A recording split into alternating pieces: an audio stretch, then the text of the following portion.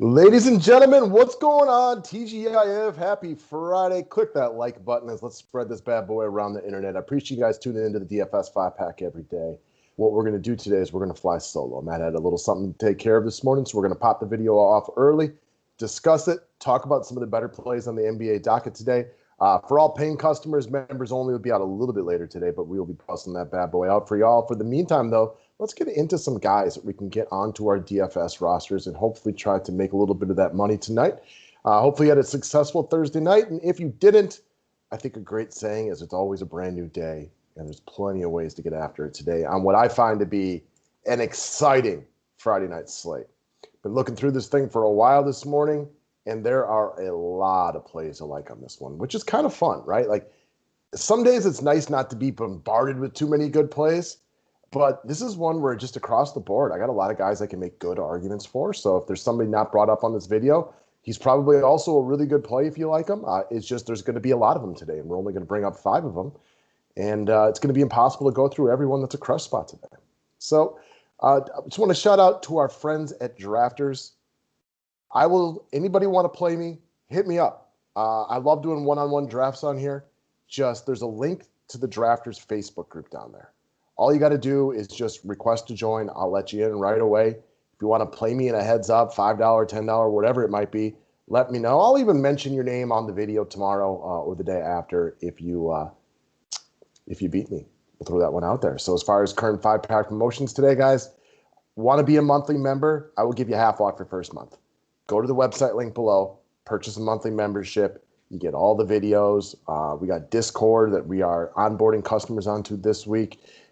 Rock and roll. Let's get after it. Also, as soon as I'm done processing this video, I'm going to put a retweet contest up there. Go to my Twitter page. If I get 50 retweets, we'll do a free NBA package giveaway tomorrow. The link to my Twitter profile is below. Day passes are up. Subscribe to the station if you're new to it. And every pick today is mine, so it will not be the normal format. We will go cash, GPP, good play all the way around, and then long shots. But this is all on me today. So if they suck, no reason to be mad at Matt. That one's going to be my fault. All right. Let's start with what I consider early in the day as a cash game lock for me.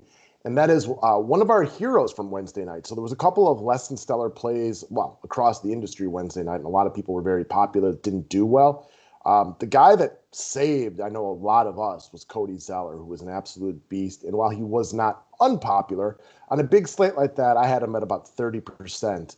And I think he did better than 10Xing. If my memory serves me correctly, he had 37 points on 3,400. So it was a splendid day. Quite frankly, I don't expect him to replicate the 37 points, but the encouraging thing to me was the fact that they inserted him into the starter's role, the position that they've always wanted him to be in. He's just a better player than Bizback Beyond, better defender, better passer, et cetera, et cetera. He's not a great offensive player, but he's a solid rebounder, and you can actually run some portions of the offense through him. On top of that, they need his size and defense to go up against the Twin Towers of Miles Turner and Domantas Sabonis. So he is needed in this specific matchup. He was great the other day.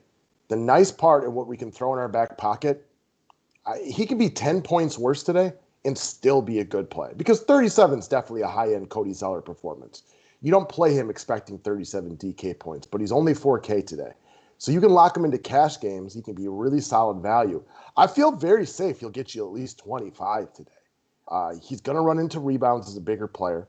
He is a guy who does get a decent amount of touches on the offensive end. Now, he's not going to break people down off the dribble, but he's going to run into a couple of assists. He's going to get a couple of putbacks.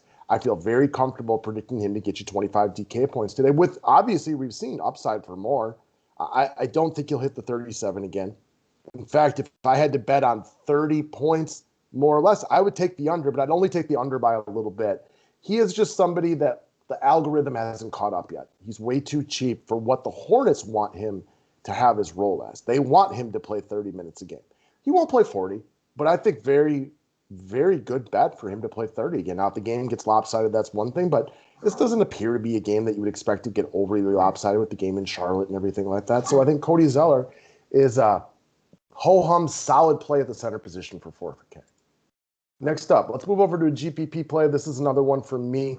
So I have some definite intrigue on the Sacramento-Toronto game tonight. Maybe I'm just remembering watching these guys play a couple weeks ago when they were in Sacramento, but the game's in Toronto tonight. Well, technically the game's in Tampa. I take it back, but Toronto's the quote-unquote home team. I definitely prefer Buddy Hield in GPPs. Why? He's been inconsistent a lot this year. It has not been a great season for Buddy Buckets. Part of that's going to come from the fact there's actually quite a bit of depth on Sacramento with the additions of Halliburton, with Harrison Barnes playing well, with Bagley getting healthy, Rashawn Holmes playing well, De'Aaron Fox is still the best player on the team. They're a pretty deep team, so it's not like Buddy Buckets is the only guy out there needing to do things every single day. Also, he's been inconsistent with his shooting. He played a great game against the Magic the other day. So did a lot of the Sacramento Kings. It's why they just absolutely stomped on the Orlando Magic that day. So he comes into today playing with a little bit more confidence. Not a lot of travel. Obviously Orlando to Tampa. As far as the United States is concerned, not a big travel. Plus he had the day off to go along with it. You can play him at the 3 or the 4, and he kind of falls into that mid-tier type of build that, tends to get ignored on the DraftKings site because we get so many cheap value plays that it's hard not to go stars and scrubs. But I like the DFS potential in this game a lot. I expect it to be fast-paced. I expect it to be orientated around the offenses. And if Buckets can hit a couple of early threes, I think he gives you real opportunity to replicate some of that upside. Now, the nice part about Buddy Hield, even though this year has not been great, been very, marked by a lot of inconsistencies, he plays good minutes. So when we get into our long shots, you have to worry about those guys playing their minutes a little bit more. But as far as Buddy Hield go, he's in the game. You just need De'Aaron Fox and, Harrison Barnes not to be balling so he continues to get his touches on the offensive end. He's got to feel really good today after playing he only played a couple of really good games so far this season, and one of them was the other day on Wednesday when he was fantastic against Orlando. So hopefully some of that confidence and assertiveness carries over. I don't read too much into game log watching in NBA a lot as far as like being a hot player because it is more matchup based and games being, close and competitive and pace and all the things that go along with it. However, shooters are like the one guys that like I want them to come in today like a hot hitter in baseball, and that's going to be Buddy Hield. Next up, speaking of shooters, cover boy for the day, Trae Young, Atlanta Hawks. I like him a lot today. There is a lot to like about Trae Young today. So he started the year not playing well, right? The 3-ball wasn't falling. He was lacking confidence. The assist numbers weren't there. They were trying to implement these new players. It took him a little bit to get his not just his confidence, but just get his kind of feel for this new team because the Hawks did bring in a decent number of new players. Well, now we got 50 plus and 6 straight. Sorry, the number didn't print out right there. He is rolling, and this is probably the best spot he's been in. All you have to know about the Washington Wizards defense is look at the eye rolls of Bradley Beal on the sideline when he's not out there playing. Take a couple of his quotes. Look at the scores. The Wizards have had a lot of moving pieces all season long. Their defense is atrocious. This is exactly the kind of spot where you expect Trae Young to just meander into 40 points without even trying, but with significantly higher upside for a 55 type of game. This could be a 40-point real-life game because they just don't have the ability to successfully run the box and one or any kind of defensive strategy that's really going to slow down Trae Young. The worst thing that could happen to Trae tonight is one of these teams just rolls, which would probably be the Hawks by my guess, but I expect it to be a competitive game.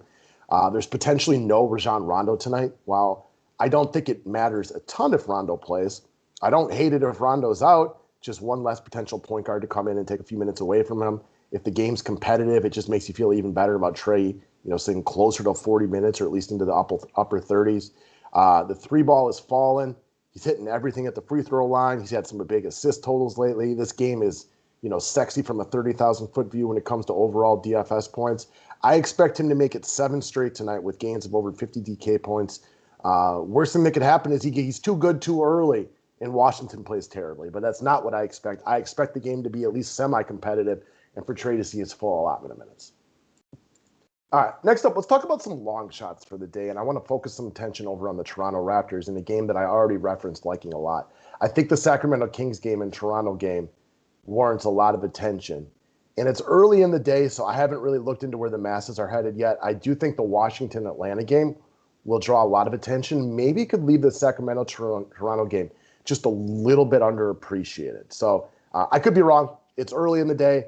Haven't been able to get a lot of feel about where other people are going yet, but I think the Sacramento-Toronto game may fall, just a little bit down the priority of a lot of guys out there doing their DFS evaluation. So when it comes to Aaron Baines, he's a long shot because of his minutes. And over the last week, we've seen in the last 4 games that Aaron Baines has played 15 to 23 minutes a pop in this one. The Raptors have been all over the place with how they want to handle the post position this year. We've seen Aaron Baines start. We've seen Alex Len start. We've seen Boucher playing a few, good minutes. Our pet project, Chris Boucher, is like nowhere to be found right now. He has lost run with this team for whatever reason. I'm not, in charge of deciding why that is. I don't really know. Baines is playing more minutes right now. Apparently, they feel like they need his size on the interior. If he plays 15-plus minutes, you have to feel pretty good about his solid production. He played well the other day against my Bucks. I did watch that full game. He seemed to be growing in confidence. He would have played even more minutes if he, didn't fall out trying to check guys like Giannis Antetokounmpo in the lane. This is always a worry with an Aaron Baines guy. He is a little bit of a hack, but so are a lot of bigger, clumsier centers. I think he's capable of hitting a three-pointer. He's not going to rain threes from the outside like Trae Young or anything like that, but he's a guy who can hit the three-pointer. He took a good number of them the other day. This is the game with a lot of potential. With Rashawn Holmes and Marvin Bagley on the other side, they're going to need some size, and that is what Aaron Baines offers them. Clearly, Alex Len is no longer on the team, so the only guys they have with size are going to be Siakam, Boucher, and Aaron Baines. And as much as we love Boucher, he's really, really slight of stature. So he's tall, but he's thin, so they do want a little bit of bulk in the center, and that's where Aaron Baines comes in. If I knew for sure he would play like 25 minutes, I'd probably like him more than Cody Zeller. I think he does own a little bit higher upside on his points per minute than a Cody Zeller. I think the problem here is like Zeller's going to play 30 minutes more than likely, and Baines could play 15, half. So that's why I feel safer with Cody Zeller. But I do really appreciate, and think there's some real potential here with Aaron Baines. He's a long shot because the Raptors have changed their mind about how they want to handle the center position this year. We've seen them go from Boucher to Baines to Len to playing small with Siakam. So there is no guarantee that they don't change their minds again today. But as long as Aaron Baines is starting, I feel decent about his odds of playing bigger minutes. But he's a long shot because it is no guarantee, guys. This is not, Nikola Vucevic or Sabonis. There is no guarantee or replication of the number of minutes he's going to be playing today. All right, last up, we're going to go over to another long shot. We got my Bucks traveling down to the Big Easy today, taking on the New Orleans Pelicans, Zion Williamson, Brandon Ingram, former Buck Eric Bledsoe, and the boys, potentially missing Lonzo Ball tonight. So I want to talk about a guy who's made the long shot version of this video, I think 3 or 4 different occasions this year. He is the newcomer to the Milwaukee Bucks, really our top 6 man as far as the most replicated minutes and what his role is on this team, and that's Bobby Portis at only 4,200 tonight. So I watch pretty much start to end every Milwaukee Bucks game. Bobby Portis is somebody that on this price tag of 4,200 has supplied like good GPP value in like half of his games this year, including, I want to say, at least 3 games where he would have 10x'd off this price tag. So much like Aaron Baines, you don't really worry about his production. You like the matchup against the New Orleans team who started the year playing great defense, but we have not seen any of that since then. He loses run versus good teams, though. So how does New Orleans play tonight? You've seen that with the Milwaukee Bucks when they're playing teams like the Celtics or the Raptors the other night or Dallas or any of these teams, he does have a tendency to lose a little bit of favor in favor of Brook Lopez, who they trust more to defend the rim in a bigger game. However, no guarantee this is a good game, right? I mean, Milwaukee is better than New Orleans by a significant amount, so they could get up in this one. And if they catch one of those 15, 20-point leads and just kind of coast on that, I think Bobby Portis could easily see 25, 26, 27 minutes tonight. If we knew he would play those kind of minutes, I think he'd be a lock in everybody's lineups. But also, kind of like Aaron Baines, at this price tag, even though I think I qualify him as a long shot for GPP upside, I mean, with the power forward eligibility right here, this is not the worst punt play in the world, because if he plays bigger minutes, if Milwaukee plays well and gets up, or whatever reason it might be, or they just like the matchup maybe that he offers them in a certain way, I mean, he gives like real upside. I've already stated, I think he's 10x on the price tag at least 3 times this year. Well, that's in 17 games. That means 1 out of 6 times he's 10x. You're not going to find that with a lot of other players out there. However, if this game is competitive, and without looking at the spread, I'm assuming Milwaukee's maybe a 5-point favorite in this one or something like that, which lines it up to be more competitive, you know, he might only play 16, 17 minutes. But in that situation, he's still very likely to get you about 16, 17, 18 DK points. He is about a point per minute type of guy. This wouldn't ruin your lineup. You know, you could still meander into the money in both cash games and GPPs. But I think the long shot comes from the potential GPP upside. If we knew he'd play good minutes, I think he'd be locked into everybody's lineup tonight. So that's what we got this afternoon or this morning, whenever you're watching it. I appreciate y'all. Stay tuned and just letting me chit chat about the NBA. Couple of things. Like the video if you can. Subscribe to the station if you're new to it.